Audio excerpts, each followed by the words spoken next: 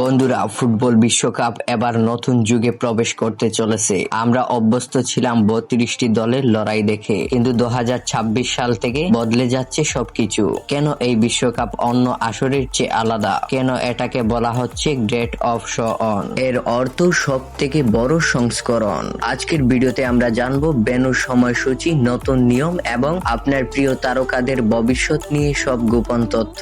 মোট 16টি শহরে খেলা হবে, এর মধ্যে আমেরিকার 11টি, মেক্সিকোর 3টি এবং কানাডার 2টি শহরে। আজটিকা স্টেডিয়ামের কথা ভাবুন, যেখানে পেলে, ম্যারাডোনার মতো কিংবদন্তি প্লেয়াররা বিশ্বকাপ কাঁপিয়ে গিয়েছিল।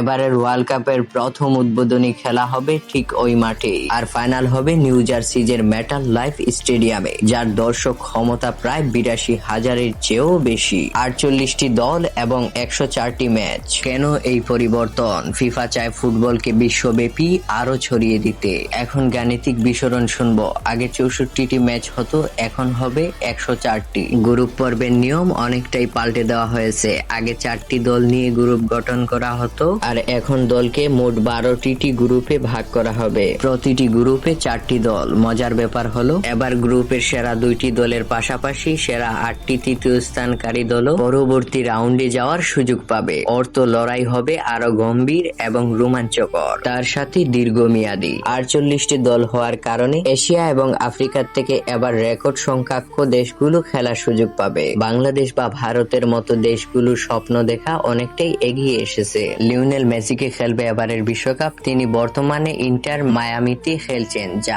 আমেরিকার ক্লাব। অর্থ ভেন্যু তার হাতের নাগালে। তিনি বলেছিলেন, শরীর যদি সাড় দেয় তাহলে তিনি থাকবেন। বর্তমান ফিল্ডিং চ্যাম্পিয়ন হওয়ার কারণে তাকে ছাড়া বিশ্বকাপ কল্পনা করাটা অনেক কঠিন হয়ে দাঁড়ায়। ওইদিকে CR7 এর 41 বছর, কিন্তু তার ফিটনেস লেভেল সাধারণত ঊর্ধ্বে। পর্তুগিজ কোচ তাকে মূল পরিকল্পনায় রেখেছেন। আর ওইদিকে যদি নেইমারের কথা বলি, তাহলে তার তেমন একটা সিরিয়াস ইনজুরি নেই, তাই সে ওয়ার্ল্ড কাপ 2026-এ অংশগ্রহণ খুব সহজেই করতে পারবে। ফিফা ওয়ার্ল্ড কাপ যদি আপনি একেবারে স্টেডিয়ামে গিয়ে উপভোগ করতে চান, তাহলে আপনার 3টি দেশে ভ্রমণ করতে হবে। এক ম্যাচ থেকে অন্য ম্যাচে যেতে হলে ফুটবলার এবং দর্শকদেরকে বিমানে করে হাজার হাজার মাইল পাড়ি দিতে হবে। এটা হবে ইতিহাসের সবচেয়ে ব্যয়বহুল বিশ্বকাপ। সেমি অটোমেটিক অফসাইড ও বেয়ার 2022 সালের প্রযুক্তির চেয়েও উন্নত মানের প্রযুক্তি ব্যবহার করা হবে। রেফারির ভুল কমানোর জন্য ব্যবহার করা হবে AI বা কৃত্রিম বুদ্ধিমত্তা। সবকিছু মিলিয়ে 2026 সালের বিশ্বকাপ মানে নতুন